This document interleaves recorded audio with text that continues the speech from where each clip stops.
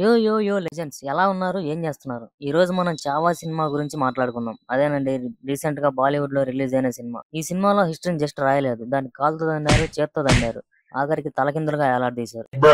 మీకు గానీ యాక్షన్, కత్తులు, గుర్రాలు నచ్చినట్టయితే ఈ సినిమా మీకోసం. ఈ సినిమాలో మనం ఫస్ట్ విక్కీ కౌశల్ గురించి మాట్లాడుకోవాలి. ఈయన ఛత్రపతి సంభాజీ మహారాజ్ పాత్రను పోషించారు. ఎలా పోషించాడంటే ఒక చేతిలో కత్తి, ఒక చేతిలో వరతో పుట్టాడా అన్నంత రేంజ్ లో పోషించాడు అనమాట. ఈయన చేసే యాక్షన్ సీన్స్ ఎంత ఇంటెన్స్ గా ఉంటాయంటే ఆయనకు హెయిర్ డ్రైయర్ తో పని లేదు. ఎందుకంటే ఆయనలోంచి వచ్చే కోపం వల్ల ఆయన జుట్టంతా ఆరివేరైపోయింది. నాకు ఇంకోటి కూడా అనిపించింది, సినిమాలో కొన్ని సీన్లు అక్కడక్కడ కట్ చేసి ఒక చిన్న షాంపూ యాడ్ చేయొచ్చేమో అని. హీరో అయిపోయింది, ఇప్పుడు హీరోయిన్ రష్మిక మందన గురించి మాట్లాడుకుందాం. రష్మిక మందన గురించి మాట్లాడకంటే ముందు ఇంకొక క్యారెక్టర్ ఉంది మనం మాట్లాడుకోవాల్సింది. అది ఏంటి అంటే సినిమాలో గుర్రాలు. అవును, నిజంగా గుర్రాలే. ఈ సినిమాలో గుర్రాలు ఎంత ఫాస్ట్ గా పరిగెడతాయి అంటే మనకు నైట్ 3 గంటలకు వైఫై ఎంత స్పీడ్ గా వచ్చిద్దో అంత ఫాస్ట్ గా పరిగెడతాయి. నన్ను అడిగితే ఈ సినిమాలో గుర్రాలకు కూడా ఒక అవార్డు ఏమని ఇస్తే బాగుండిద్దేమో. వెల్కమ్ టు గుర్రం అవార్డ్స్. ఇప్పుడు మన హీరోయిన్ రష్మిక మందన గురించి మాట్లాడుకుందాం. ఆమెకు స్క్రీన్ ప్రెజెన్స్ ఎంత ఇచ్చారంటే మన ఫోన్ బ్యాటరీలో 1% ఛార్జింగ్ ఉంటే ఎంత ఉంటుందో అంతకంటే ఎక్కువే ఇచ్చారు. కానీ ఆమె కనిపించిన కాసేపు మాత్రం మన ఫోన్ బ్యాటరీలో 1% ఛార్జింగ్ ఉంటే అది కూడా ఫుల్ అయిపోయి ఓవర్ఫ్లో అవుద్దేమో అని. చావా సినిమాలో సౌండ్ ట్రాక్ చాలా ఇంటెన్స్ గా ఉంది.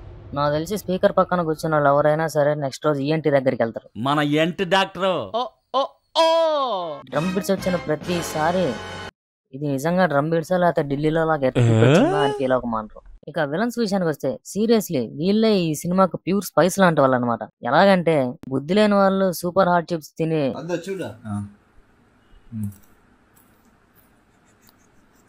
తర్వాత 45 నిమిషాలు ఏడ్చినట్టు,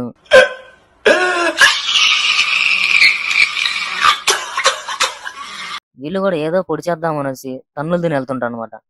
ఆడ సీరియస్ గా నించొని మేము మరాఠాలో నలిపేస్తాం అంటుంటే నాకు కూడా ఒక డైలాగ్ గుర్తొచ్చింది.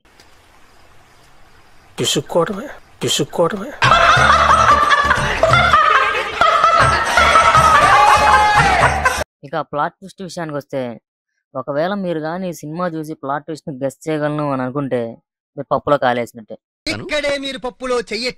ప్లాట్ ట్విస్ట్ ఎంత క్రేజీగా ఉండిద్దంటే ఐక్యా నుంచి బుక్ షెల్ఫ్ కొని సొంతంగా అసెంబుల్ చేసినంత క్రేజీగా ఉండిద్ది. ఒకటి అర్థమైంది అనుకునే బామ్, ఇంకొకటి సర్ప్రైజ్ పిజ్జా డెలివరీ లాగా వచ్చింది అనమాట. నేను అక్కడ కూర్చొని సినిమా చూస్తున్నంతసేపు నాకు అప్పుడప్పుడు మా హిస్టరీ టీచర్ మీద కొన్ని డౌట్లు కూడా వచ్చాయి.